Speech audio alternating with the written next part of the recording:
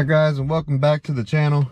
We're going to go to Starbucks. I need some coffee, so does my family. Long night of taking care of the baby. So we'll get some coffee, wake everybody up. There's also going to be a car meet today, so I'm going to go ahead and clean up the car while I can. It's already clean, it just needs like a detailing spray wipe down. It's a local small car meet.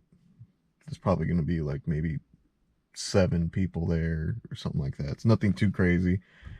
Noticed in my town that we have this enthusiast page, and I saw that no one would post on it, and I'm just like, well, might as well see what we get. Sure enough, everybody started commenting saying, hell yeah, let's get this going, so we'll go ahead, head over there,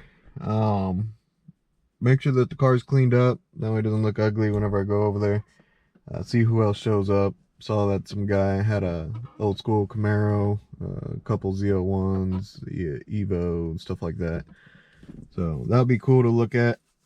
I'll see if I can get some videos. If not, I'll get some pictures and I'll post them into the video.